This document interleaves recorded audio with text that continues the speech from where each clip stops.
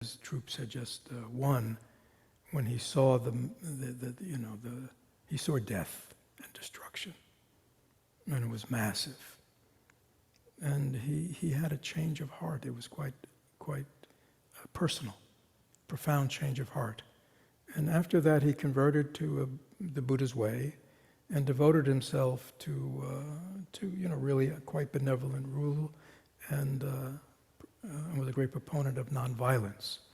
But one of the things he did to honor the Buddha, and again, this was maybe 100 years after the Buddha's passing, there were still lots of people who knew where the Buddha did this and the Buddha did that, and he erected these pillars, these stone pillars that on them said, here the Buddha was born, and here the Buddha did this, and here the Buddha had this encounter, and this was the village of such and such where the Buddha taught this.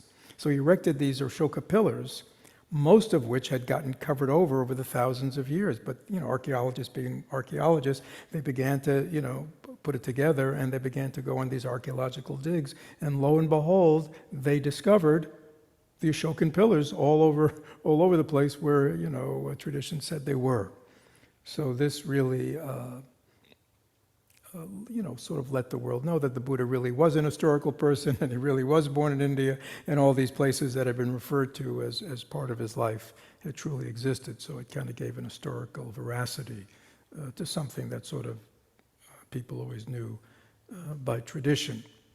So we know the Buddha was born to a small principality in northern India, what's now northern India, or really southern Nepal.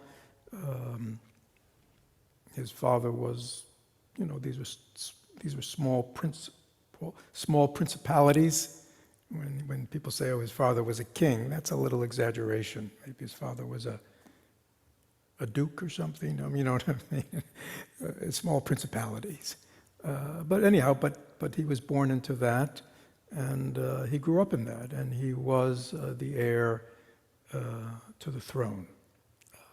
And this is about 2,600 years ago. So before I read his first talk that he gave his first disciples, I wanted to read something very interesting that comes from, again, there are so many different ones. So this is just a little selection from another sutta. And actually, I'm not sure this is by the Buddha. But anyhow, I'm not sure who wrote this, but it's ancient. Monks, there is one person who arises in the world for the welfare of the multitude, for the happiness of the multitude, out of compassion for the world, for the good welfare and happiness of devas and humans. Who is that one person? It is the Tathagata, the Arhat, the perfectly enlightened one. This is the one person. Those are all epithets of the Buddha. And I found that very interesting because we usually associate the Buddha, Shakyamuni Buddha, as the one who taught the path of enlightenment, right? The path that really allows people to liberate themselves, free themselves from all the suffering of human existence, and to really sort of exit that whole universe. But it's interesting that it said that the Buddha is the person who arises in the world for the welfare of the multitude, for the happiness of the multitude, out of compassion for the world, for the good welfare and happiness of humans. So what that meant to me, and it's really well known in Buddhism, and if you actually go to Asia and see how most lay Buddhists practice it, if you practice the Buddha's Dharma, the teachings of the Buddha, that will create a better life for one. It will create a better world if everyone lived according to the fundamental principles of the Buddha's Dharma. So even though the Buddha is known for this path of enlightenment and this path of direct awakening and liberation, it's very clear that he had a twofold purpose in being born into this world system. And the biggest one was to really promote the well-being of all beings and to help all beings at whatever level there is to make their life better. So I like that. So anyhow, I just wanted to share that. So let me begin with his first sutra, which is what he gave to his first disciples.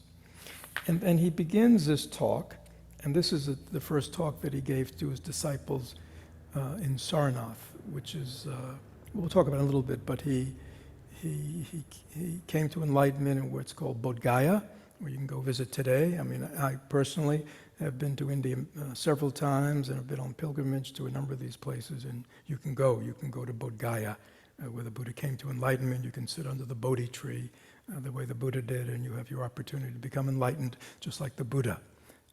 But he gave his first teachings in Sarnath, which is a little bit of a walk, a couple of days walk, if not more, from there. And you can go to Sarnath today. It's just outside of Varanasi, Benares, and you'll see the place where he first gave his first teaching. So I think this is interesting. So he begins by saying, monks, there are two kinds of search, the noble search and the ignoble search. And what is the ignoble search? Here someone being himself or herself subject to birth, seeks what is also subject to birth, being himself, herself, subject to aging, seeks what is also subject to aging, being subject to sickness, seeks what is also subject to sickness, subject to death, seeks also what's subject to death, subject to sorrow, seeks that what is also subject to sorrow, subject to defilement, seeks also what is subject to defilement.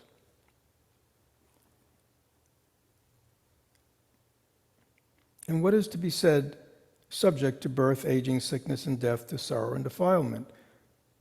Don't take this personally, but this is 2,600 years ago.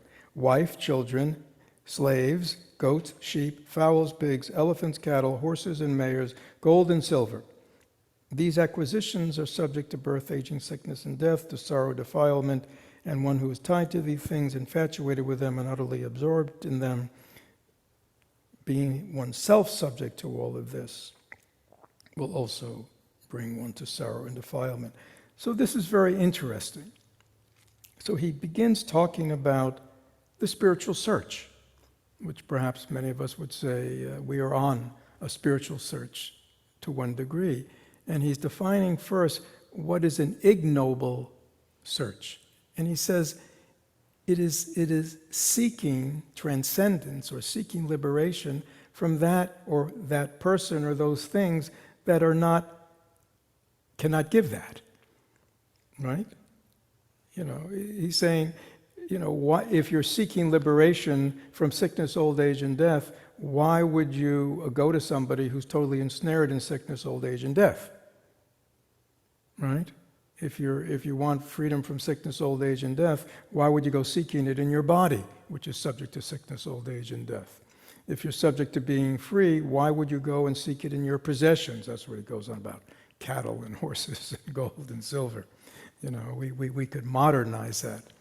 But he's saying, seeking liberation and freedom in things that do not have the ability to do it, but are as enmeshed in suffering as you are, he calls that an ignoble search. And what is a noble search? Here's someone being oneself subject to birth, understands the danger of that, and seeks the unborn supreme security, nirvana. Nirvana is the end of suffering.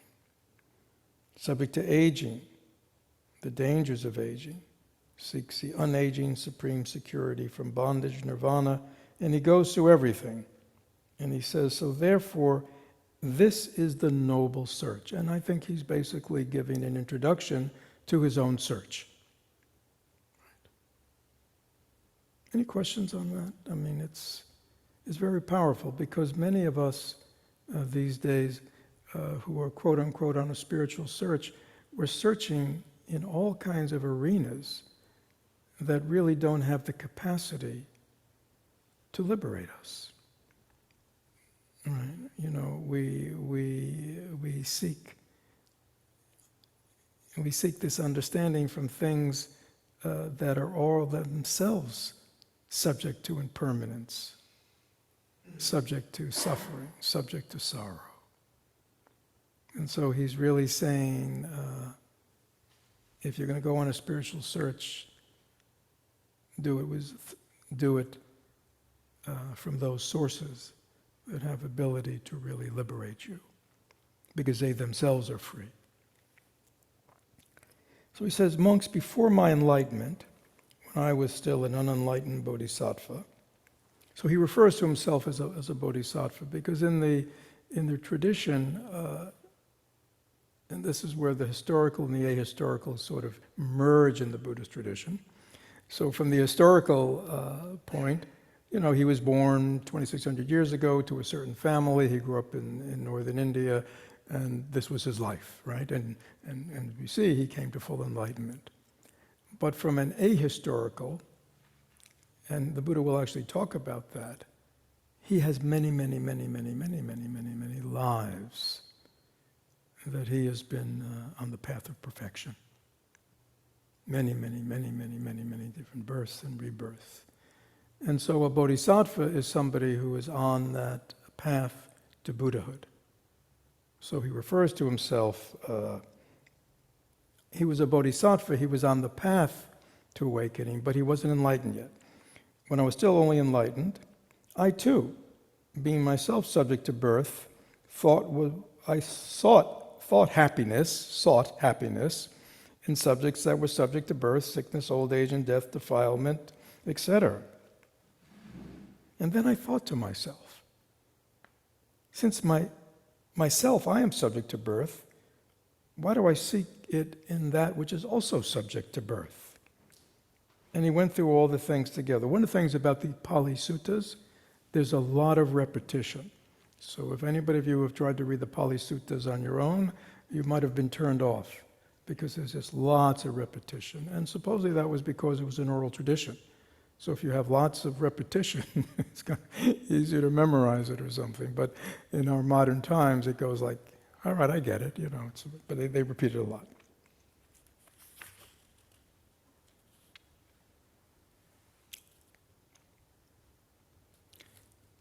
So he said, I came to the conclusion that I will seek the unaging, unailing, deathless, sorrowless, and undefiled supreme security from bondage, nirvana, the end of suffering. So he was very clear right from the beginning that he was not going to seek his liberation in the known, his world, right? Not from the people of things. Whatever he was seeking was outside of his world, right? And maybe that's why many of us are here listening to this talk, or part of Buddhist communities or other spiritual communities.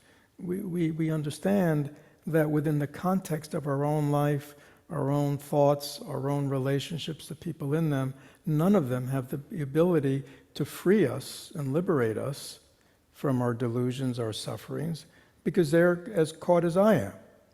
Or maybe they're a little further along, but you know what I mean? Not much. You see what I'm saying? So he's saying, no, I'm going to go find someone who is liberated, right?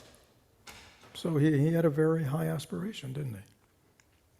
And not finding that in his little kingdom of Kapilavastu, he set out on his own. Later, while still young, a black-haired young man endowed with the blessings of youth in the prime of his life, though my mother and father wished otherwise and wept with tearful faces, I shaved off my hair and beard, put on an ochre robe, and went forth from the home life into homelessness, which is what we know he did. He stole away from the palace.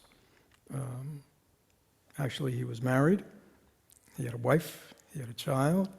And he was the heir to the throne, so in a certain way we might say he was disappointing people who had expectations from him. But he was in an existential crisis, as perhaps some of us to one degree or the other. When he realized that all the things that he valued in his life, everything that he depended on, everything that gave him pleasure and meaning, all was impermanent. And that everything was subject to sickness, old age, and death, which means dissolution. It made him really question, what he was doing with his life. And he was obviously not somebody to do things half-heartedly. But also, now 2,600 years later, we have teachings, we have Dharma, that one can be a householder and come to realization. But in those days, that didn't exist. Actually, there was either the householder life or the mendicant wanderer life. Those were really the two choices. So he took the choice which was really most salient in his culture. So he went from his home, and then he sought out the leading teachers of his time. So I went forth seeking that which is wholesome, seeking the supreme state of sublime peace. All right, so he wasn't looking for a little better life. He wasn't looking to have less stress in his life. He wasn't, you know what I'm saying? I mean, this guy's for real. He's approaching at the highest level. He wanted liberation. He wanted sublime peace of mind. He was seeking only that which is totally wholesome and good. And so he'd heard about this great teacher, Alara Kalama. And he went to him and said, he said, I want to lead a spiritual life. I want to follow the discipline. And the Kalama replied, you can stay here. I'm just now paraphrasing. And you can realize for yourself, through direct knowledge, the doctrine of the teacher. I soon quickly learned that Dharma. This is the Dharma of Kalama, the teachings of the Kalama.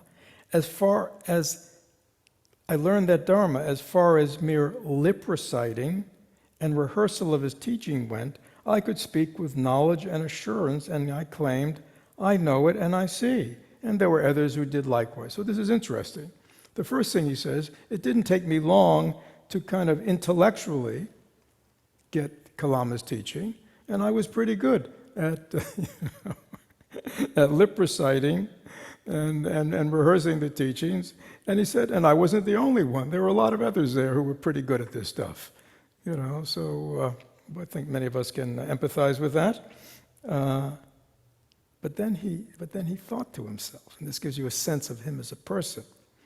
It is not through mere faith alone that Alara Kalama declares, by realizing it for myself with direct knowledge, I enter upon and dwell in the true Dharma. So I thought to myself, certainly he dwells there and he knows this Dharma. So then I went to him and I said, friend Kalama, in what way do you declare that by realizing it for yourself with direct knowledge, you enter upon and dwell in the Dharma? And then he declared that his Dharma is the Dharma of nothingness. So then I reflected on myself. So this Kalama has faith, energy, mindfulness, concentration, and wisdom. I too have the same. So I am going to endeavor to realize this direct knowledge for myself. So this is very interesting. He had a very strong conceptual understanding. He was very erudite. He could probably teach it. But he said, I don't have realization. I didn't come here for the words. I came here for realization, for the meeting. So he went to the teacher and he probably got the meditative instructions when he said he got his teaching. And he said, now I'm going to practice it. I soon quickly entered it and dwelled in the Dharma of realization of direct knowledge. And then I went to Kalama and shared it with him, my direct knowledge, and asked him, is it true? And Kalama says, yes, you've gained it. You've great gain for all of us. You can now join us. You can now, you've had a direct realization of our Dharma. And I declare that you've entered the same realization that I have. So now you are as I am. So come. Help run this community with me.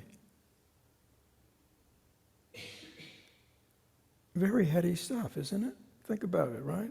You go to one of the greatest teachers, right? You develop a conceptual understanding, very brilliant, of his teaching. You say you want realization. He tells you his meditative path. You come to the realization of it. You go to him, you share your realization. He says, you are my equal. Come, sit up here with me. You will be my co-teacher. Who could resist that? Right? I mean, most of us would kind of, whoa. Right?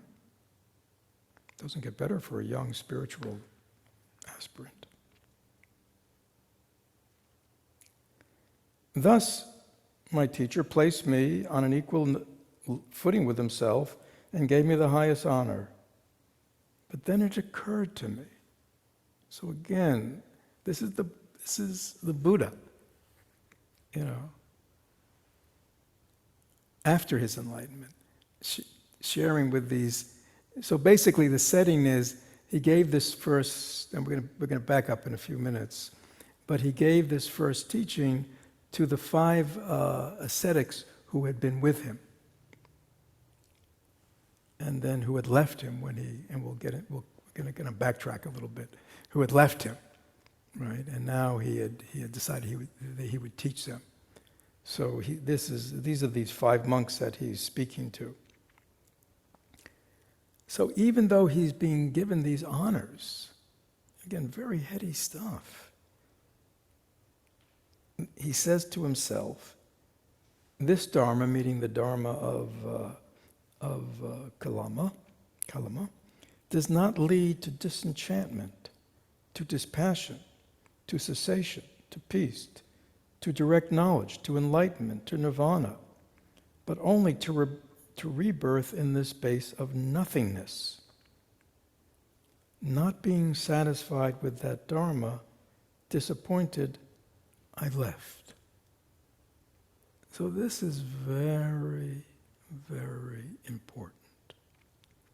So basically what it's taught in the tradition is that what Kalama was teaching was trance meditations, right? Very powerful meditations where actually everything completely disappeared and one entered a complete state of no-thingness. Right? A very powerful meditative state. But what the oral tradition says is this state was dependent on staying in that meditative state. So when you came out of it, you basically came back, and we'll see what real liberation is.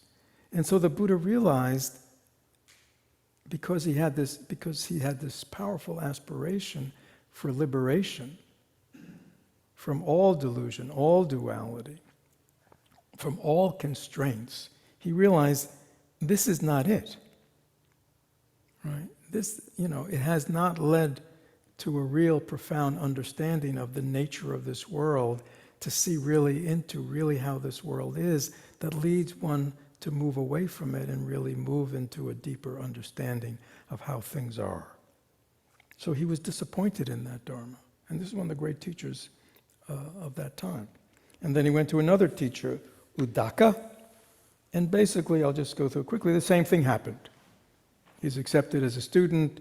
He very quickly masters his system intellectually. He then goes to him and says, I want to have direct realization. And this teacher's Uddaka Ramaputta, his methodology was a meditation of neither perception nor non-perception.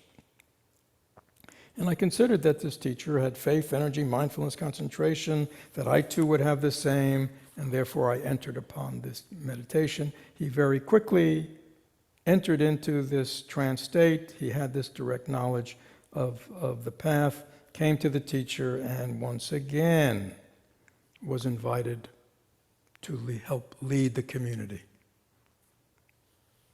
And once again, even though he placed me in the position of teacher and accorded me the highest honor, it occurred to me his Dharma does not lead to disenchantment, to dispassion, to cessation of suffering, to direct knowledge of how things truly are, to enlightenment, to nirvana, only to rebirth in the space of neither perception nor non-perception.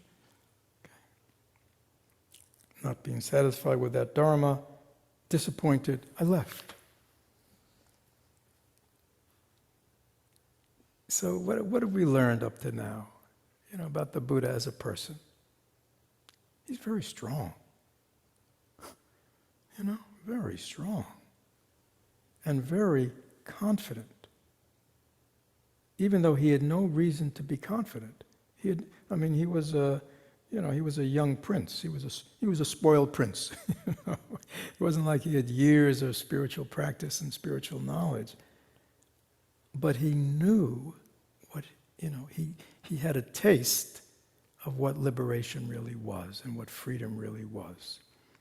And so when he was given just transcendent states, transcendent meditative states, but not a full liberation of which all barriers were broken out of, and there was a vast openness of freedom, of unboundedness. And he'll explain more of what full enlightenment was. He was strong enough to reject something very heady, right? Yeah. Come be a teacher with me. Get the accolades of everybody. Yeah. So I'm still seeking what is wholesome, blind peace, and I wandered about. And I came to this place, agreeable piece of ground, delightful grove, clear flowing river. I thought, this is a nice place. Nice village nearby, I can go beg for alms, get a little food. This will be a good place to strive for enlightenment.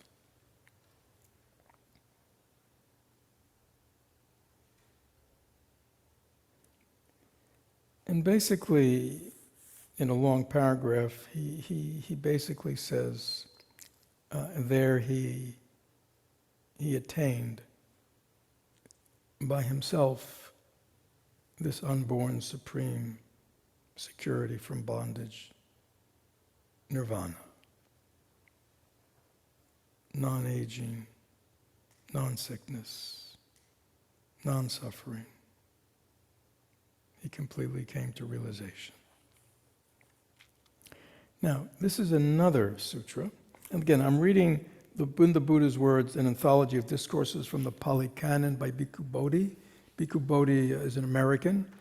He became a Theravadan monk decades and decades and decades ago and lived, I'm not sure, Sri Lanka or Thailand or one of those countries. But he himself was a great translator of a lot of the Pali Canon into English. But at some point he realized that the Pali Canon is not comprehensive. You just have these hundreds, if not thousands, of teachings, but none of them have the whole thing. They're like all these parts and parts and parts, and it can be very frustrating for somebody to study. So basically, he himself kind of took major pieces of the spiritual path, and he took pieces of lots of these different suttas and other things, and he put them into chapters. So that's what I'm reading from. And this is the chapter on the life of the Buddha. So this is another sutra, but again where the Buddha is talking about his enlightenment. And it starts out with somebody by the name of Sakaka asked the Blessed One, has there never risen in Master Gautama? Gautama is another name. He was called Shakyamuni Buddha because his father's clan name was the Shakyas. So he was called the Silent One, the Muni of the Shakyas. He was called Gautama Buddha because that was, I think, his mother's family name, Gautama. He was called many different things. So has it ever arisen in Master Gautama a feeling so painful that it could invade his mind and remain? So somebody's coming to him, now he's a Buddha, and going, have you ever felt pain? Have you ever kind of experienced any of the ordinary stuff, that we human beings do? Or are you so far transcendent? And the Buddha said, before my enlightenment, while I was still an unenlightened bodhisattva, I thought, household life is crowded and dusty. So we're going back a little bit. Life gone forth is wide open. It is not easy. While living at home to lead a holy life utterly perfect and pure, suppose I shave off my head, put on a robe, and go from the home life. And so that's what I did. And then eventually we get to the same point where I sat down at the end of that whole journey, and I sat down under the tree, and I did my own. He goes, it's striving for enlightenment. Now, when I was sitting there, 3 similes occurred to me spontaneously. See, it's interesting. We often think that the path of awakening doesn't have insights, doesn't have metaphors, doesn't have symbols, doesn't have language. But it does. So he said, all of a sudden 3 similes occurred to me as I was sitting there. Suppose it was a wet, sappy piece of wood lying in the water, and a man came with an upper fire stick, thinking, I'll light this fire. I shall produce heat. What do you think? Can you light a fire by taking the upper fire stick and rubbing it against a wet, sappy piece of wood? This is very common for the Buddha's teachings, filled with little similes and metaphors and stories like this. Because oftentimes, and we know Jesus Christ taught in parables, right? I mean, oftentimes these get through to us more than intellectual concepts, right? So basically he uses, so let me summarize. So again, the dominant type of meditative practice of the sadhus, of the ascetics, of the wanderers, the mendicants, had to do with withdrawing from sensual pleasure. Right? They were ascetics. They wandered about half naked. They, renounced ordinary life.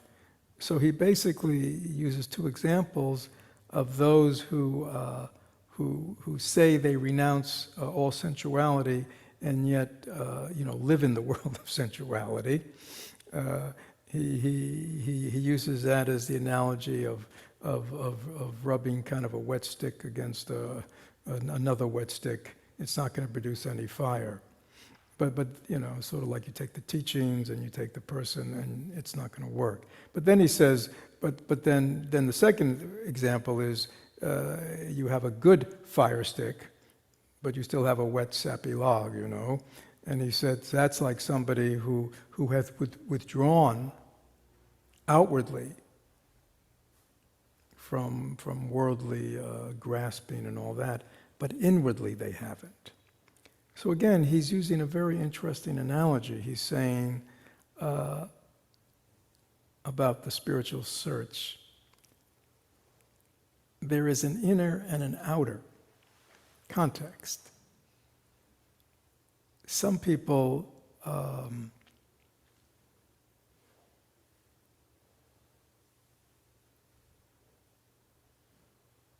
look good on the outside,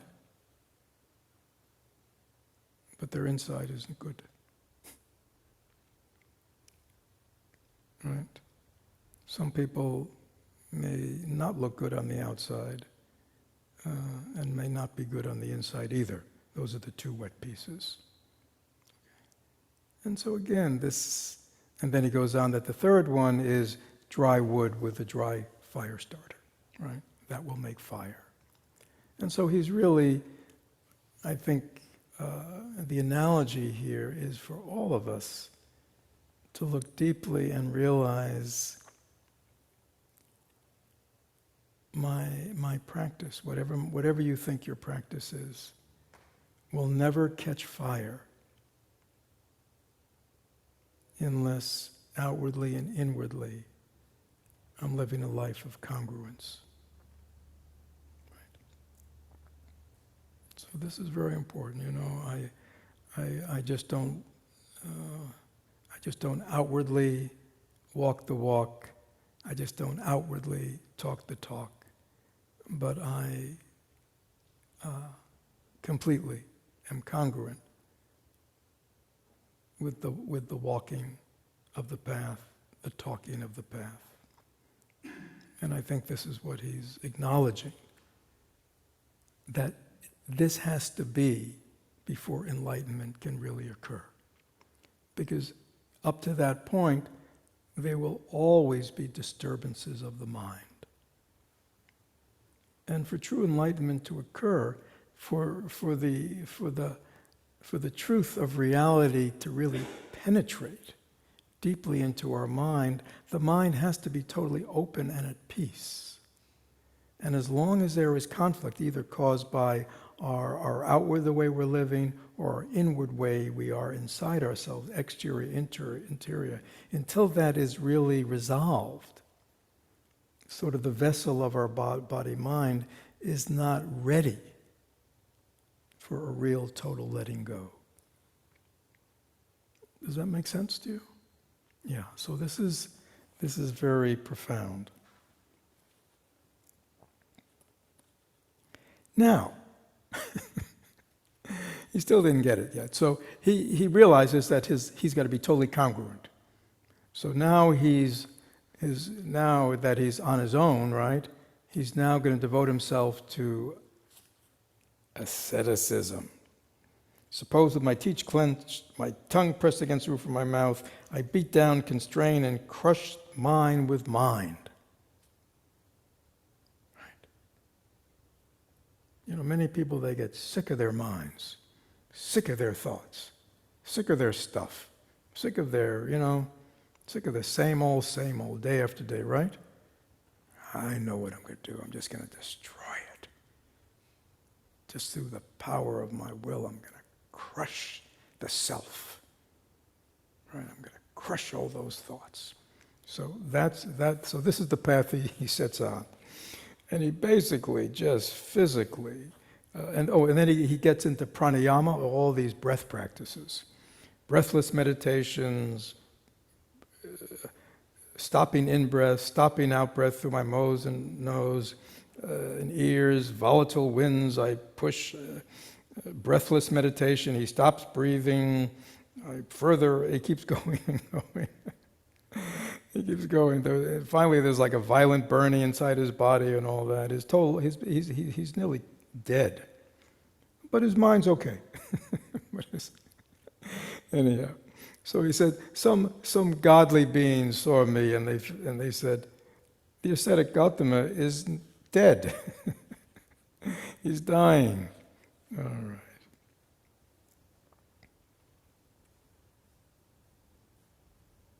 And then he did cutting off food. He keeps going. So finally he realizes this is not getting him to liberation. Right? This is not getting him to liberation, what he wanted. So he starts eating.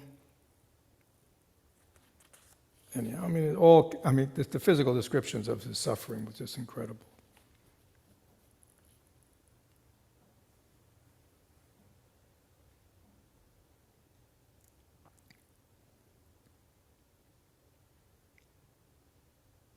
And he realized there is no other ascetic of present experience who have made more exertion with their body than I have.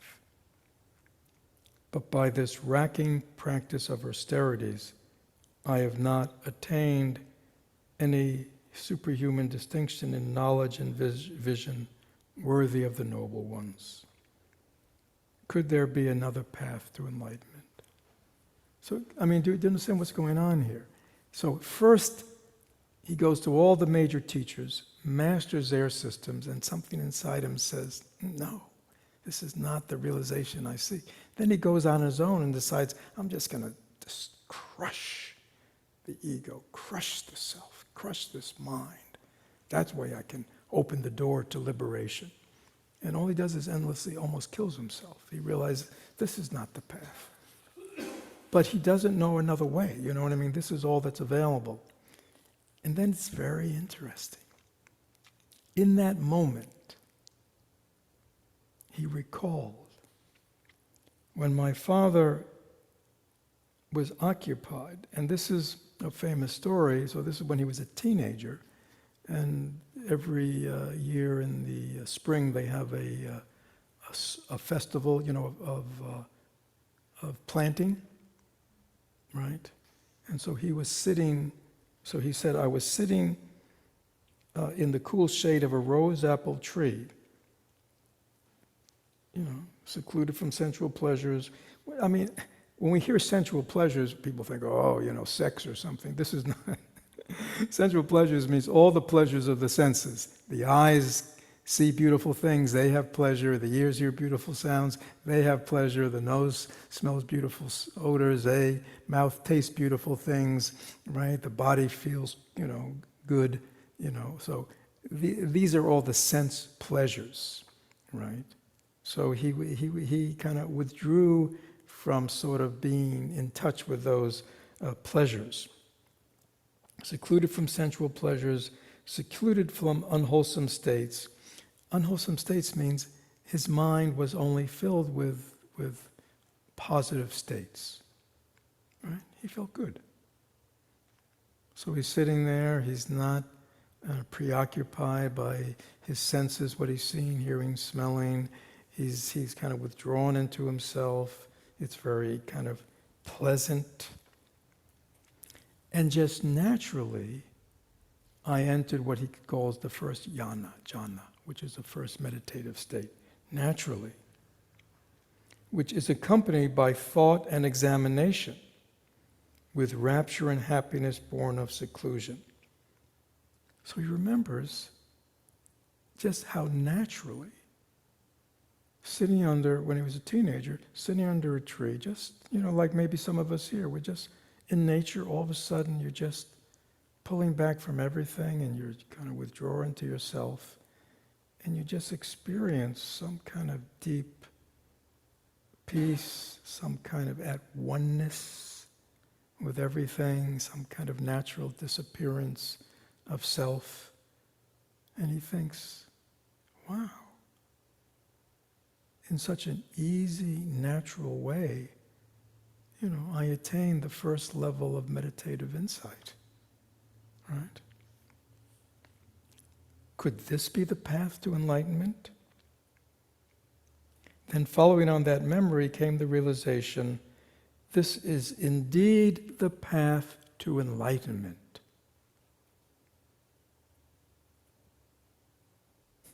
And then I thought to myself, this is the Buddha saying to sharing his story, why am I afraid of that happiness that has nothing to do with sensual pleasure and unwholesome states?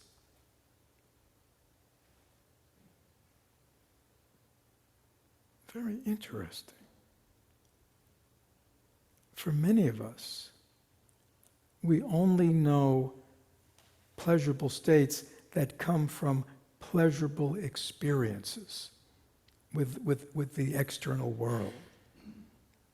You see? That's the kind of pleasure we know, and that's always the kind of pleasure we seek. We're always seeking the pleasure from things, from people, from situations, from being in nature. But we're always seeking it outside of ourselves. And he said, but why am I afraid of experiencing this inner peace, this inner well-being, this inner kind of sukha, this inner kind of just pleasurable feeling that just comes from just being kind of relaxed and aware in my own mind? He kind of sees, wow, I sort of don't, I'm not really comfortable with this. I think it's, you see, like, if you think about his spiritual search for about 6 years up to then, they all involved what? Doing, getting, mastering this meditation technique, mastering that meditation technique, mastering his body, crushing his mind, doing, striving. And all of a sudden he has this memory of just relaxing his mind, just being present, just being aware, very natural. And he realizes, I stepped into the first meditative trance just by that. Why, why have I, do you understand what he's realizing here? It's very profound. I considered it's not easy to attain that kind of happiness with a body so emaciated as mind. Maybe I should eat some solid food. so we started eating some boiled rice, some porridges. That's when the 5 monks who were waiting upon him, he was like this king ascetic, they felt, oh my God, this is the relative world. So these other 5 ascetics, when they saw that he's taking boiled rice and porridge, they said, he's given up our life for a life of luxury. It means eating porridge and rice. So they left him. Again, it's almost like, with the headiness of those teachers who said, come teach with me. He's got 5 spiritual friends, right? That's all he's got in the world. And they leave him because they say, oh, you're not, you're not following the path, our path of asceticism. And yet he again had this deep sense of listening deeply to himself, finding his way quite deeply. He regained his strength. I entered and dwelled in this first insight level,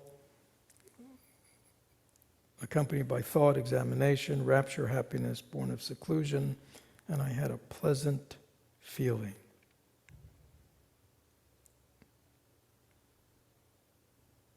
And then he goes, and then he just, his meditation gets deeper and deeper and deeper, and he goes through successive levels of thought, examination, rapture, concentration,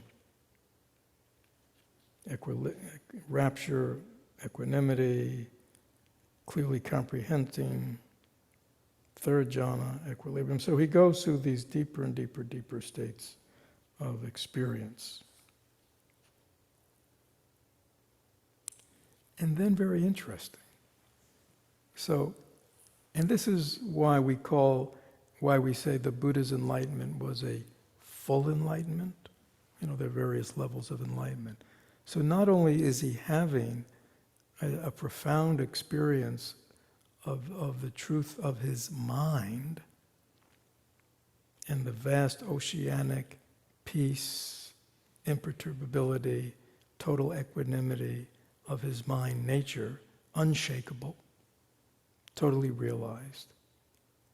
But then he turns this now powerfully concentrated mind, totally awake mind, I directed it to knowledge of the recollection of past lives. So please understand that in his culture, the Vedic culture of his day, believing in past lives, everybody believed in past lives. Okay? Everybody believed that there was this endless continuation, lifetime after lifetime, perfectly acceptable to everyone, and that this life of ours unfolded in that context. So what he saw was he could recollect all his past lives, 4 birth, 5 birth, 50 birth, 100 birth, 1,000 birth, 100,000 birth, eons of worlds contracting, eons of worlds expansing. Sounds a little like Big Bang and all that kind of, He sees universes contracting, universes expanding, coming into creation. He sees his own. He can see each of his births, each of his lifespans, and he could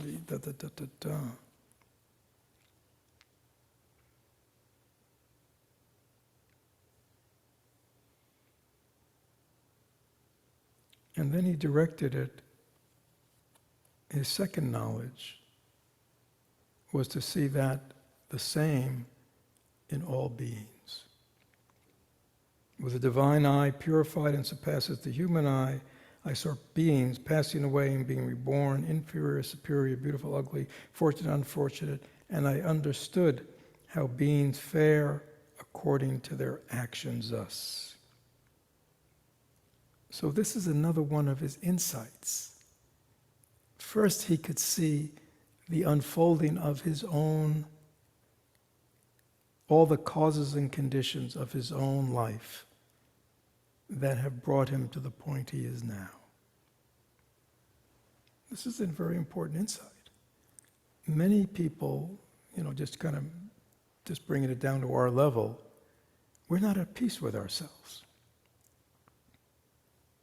We don't understand who we are, how we got to where we are. We think we should be different than, we wish our past was different. You wish all this kind of stuff, right? But he clearly saw in his own life how everything, just an unfolding, causes and conditions, lifetime after lifetime, how this caused that. Right? Everything just this endless movement of cause and effect. And then he saw it with everybody else.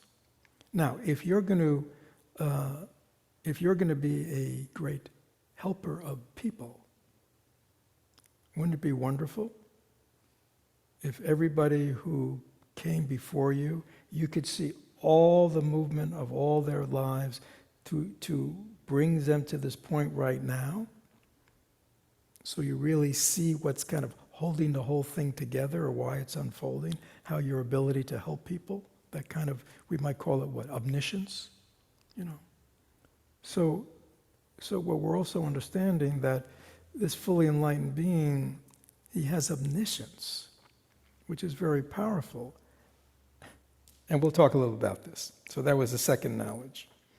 Ignorance was banished, true knowledge arose, darkness was banished, light arose, as it happens in one who dwells diligent, ardent, and resolute.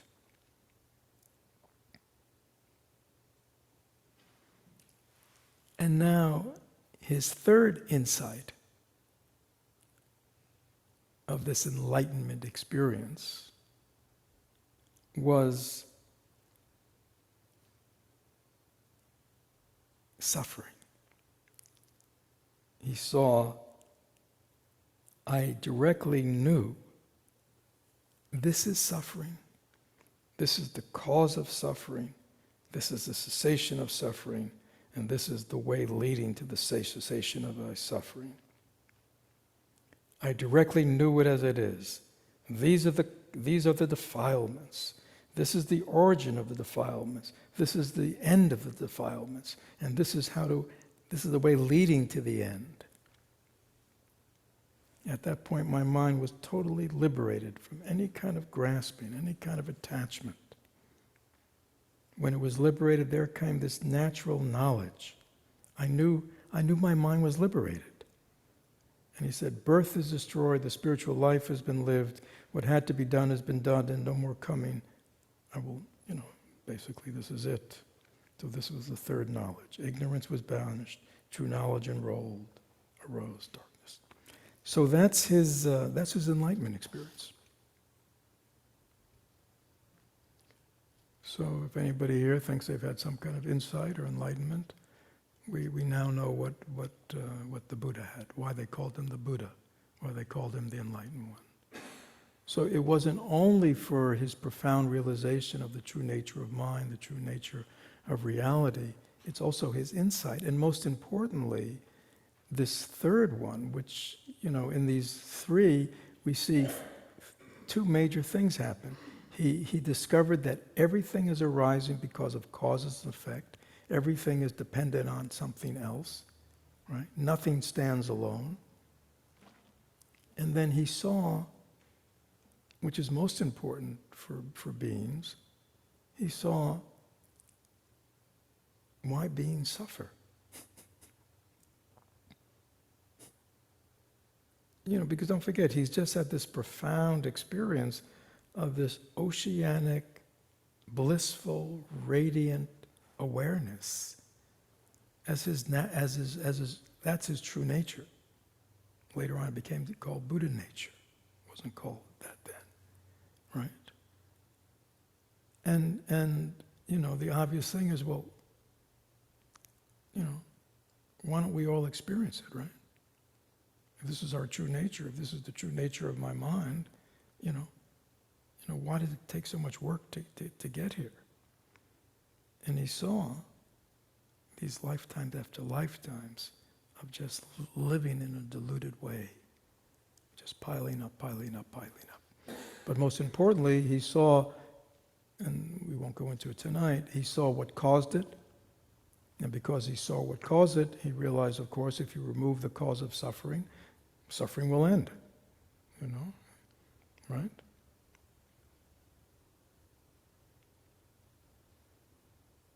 And the path.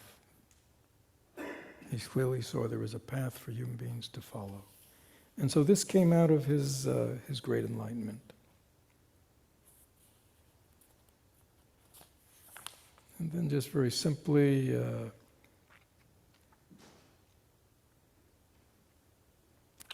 so he thought, so he spent many weeks reveling in the bliss of that. And he said, this Dharma that I've attained is profound, hard to see, hard to understand, peaceful and sublime, unattainable by mere reasoning. It's beyond words, subtle to be experienced by the wise. But this population delights in attachment, takes delight in attachment, rejoices in attachment. It's hard for these people, he's talking about us, to see this truth, dependent origination. Because, that everything is caused by everything else. Everything is interdependent. And it is hard to see this truth. The relinquishing, the stilling, the end of craving, dispassion, nirvana. If I were to teach this Dharma, others wouldn't understand me. And that would be wearying and troublesome for me.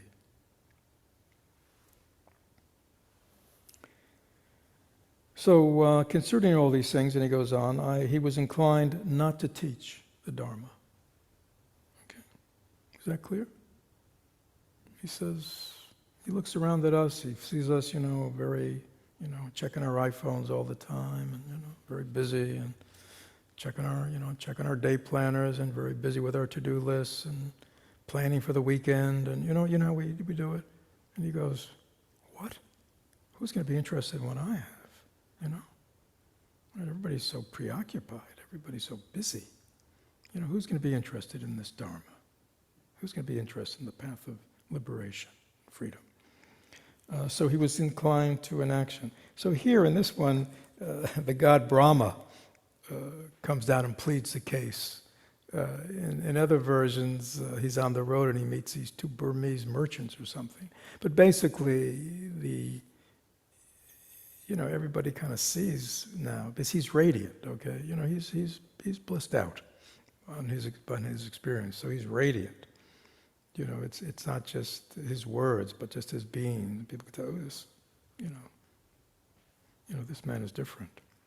And when they ask him, who he is and what's happened to him, and he tells them, they say, oh, please, please share that. This is, and then he tells them all the reasons why he's not going to teach.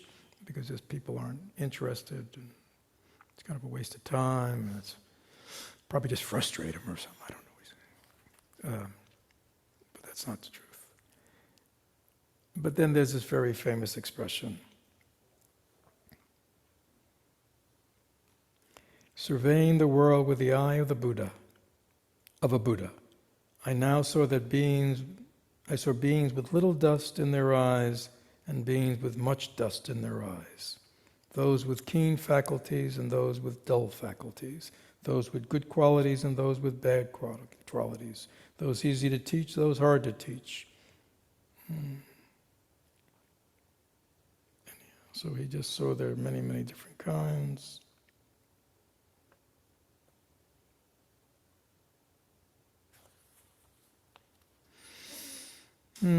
So he finally decided, because there are people with little dust in their eye who have keen faculties and can understand and would be interested, that he would teach.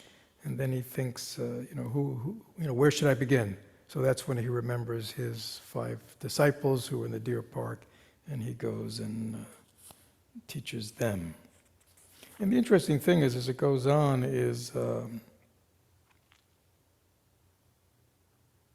when they see him coming, they go, oh, there's that renegade, There's that guy who went soft on us, right? And so they decided, okay, when he gets closer, let's just all sit here and ignore him. That's what they said. But as he comes closer, and they see the way he's walking and his radiance, they know he's changed. So they stand up and greet him, and they ask him. And that sort of comes back to where he tells them about his experience. And he begins teaching, and the first teachings he gives are the teachings of the Noble Truths, the Four Noble Truths. Dukkha, suffering, the cause of suffering, the end of suffering, and the path, the Eightfold Path. So that's the first teachings which the Buddha gave to his disciples. So we'll end here for tonight, and next week we'll begin with some of but beside the Four Noble Truths and the Eightfold Path, his first teachings, he gave his disciples a teaching on non-self, very early on. So we'll look at that sutra and some of the other early sutras that the Buddha taught. Any questions before we end? And we're going to put a page, a Sutra Study page, and I'll give these sources. Fred, It'll actually be on the event page on the calendar. That's where we normally put them, so they can go back and look at the Sutra Study event on the FCM calendar, and on that event description will be the books, the resources, and any recordings. So Angie said, you go to the website where you probably originally saw there was about the program tonight. The calendar. On the calendar, they'll also put these resources that I'm using, the sutras that I'm looking at, this book, plus the recording of tonight. Okay. So any questions about? I hope I brought it to life for you. Yeah, so one of the things about these early suttas, you see a lot of what goes on is interaction. The Buddha he responds to questions. He responds to questions from his monks, he responds to questions from the lay people, and you see he talks about himself.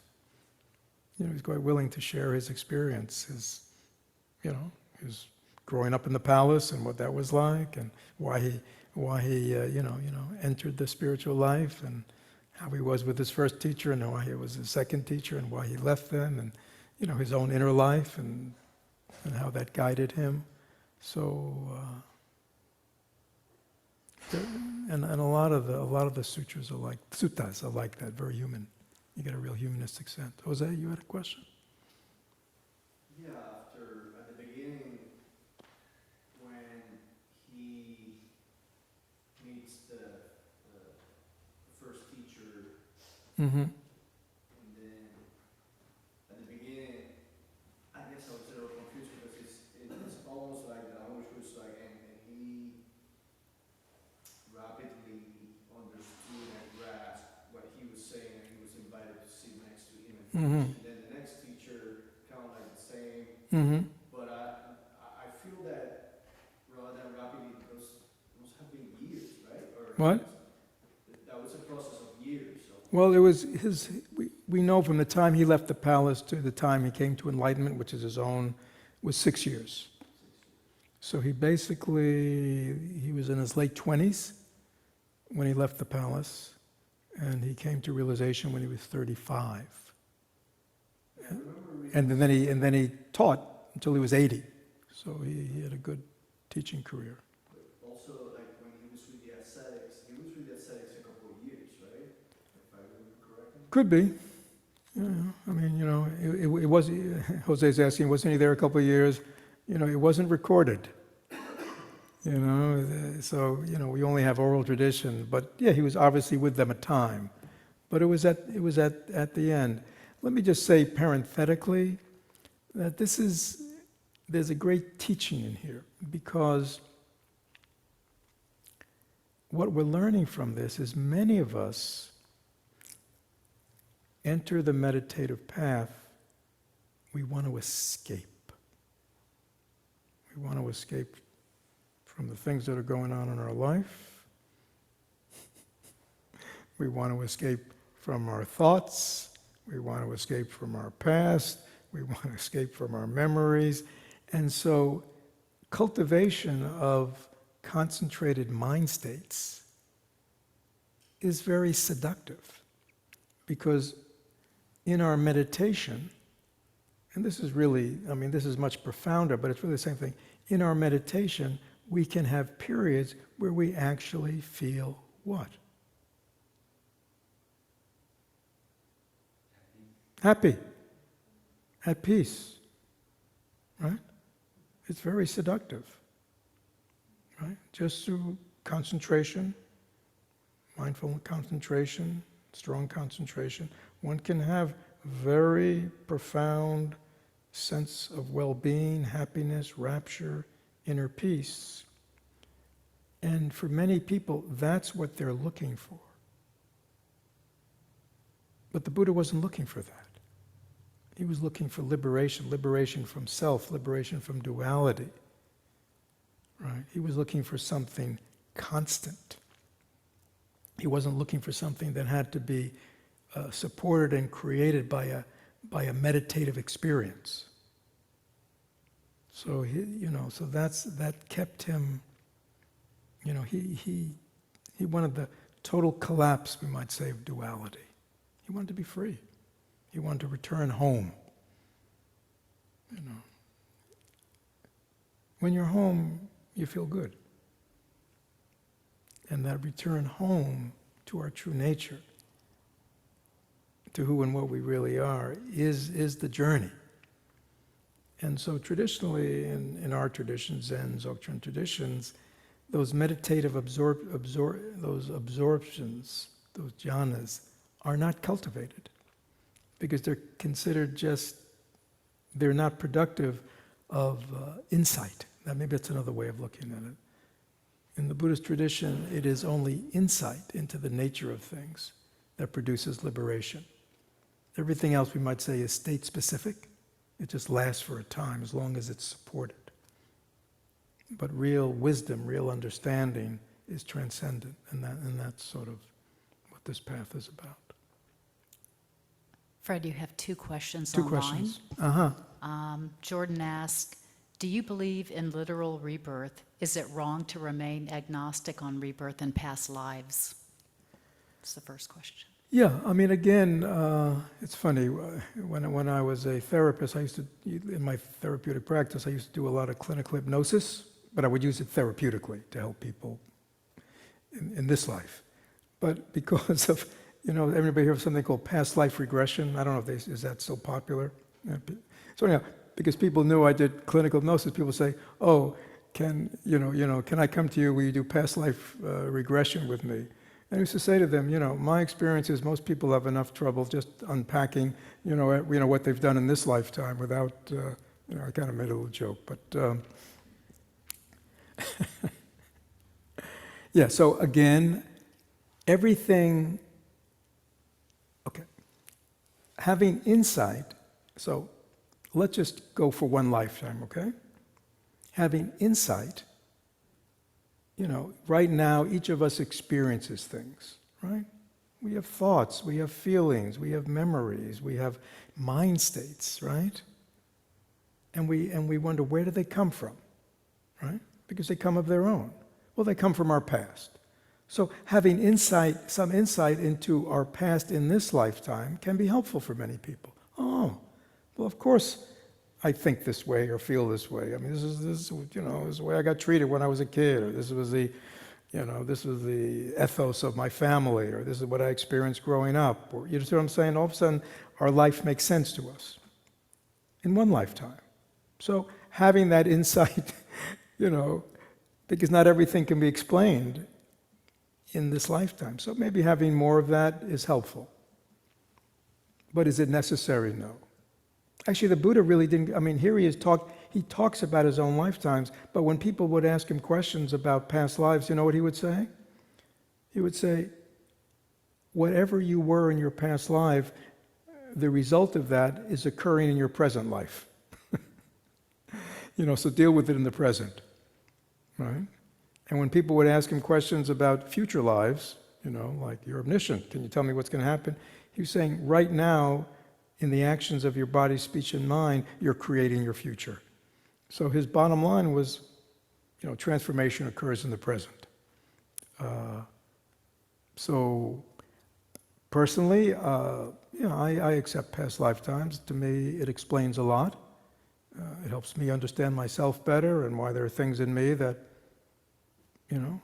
can't find in my family, or anything that I brought up. But some of us may find those kind of qualities or intuitions in oneself. Where do they come from? I think a lot of times affinities we have with people. Why do we have something instantaneous sense of connection to people, right? It's amazing. And other people, instantaneous aversion.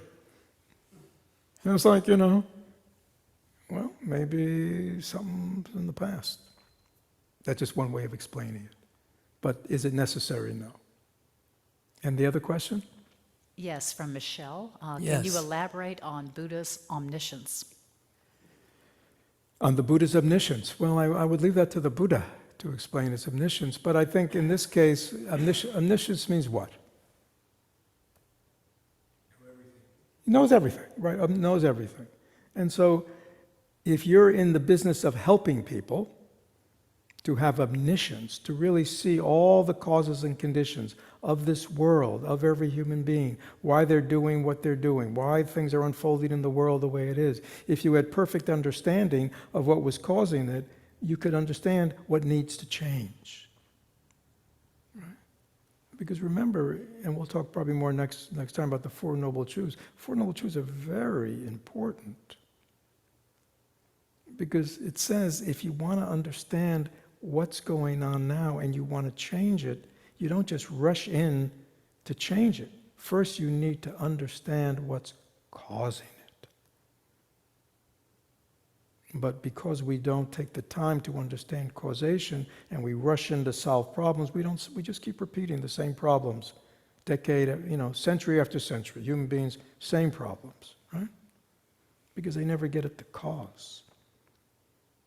So, omniscience. But again,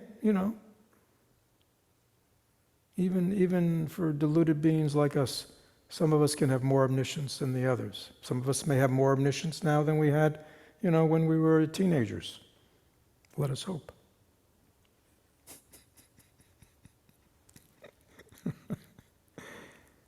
Yeah, so I leave the Buddha's omniscience to himself, but I think for each of us to try to have more understanding, a deeper understanding of causes and conditions and why things are the way they are, will help us change things.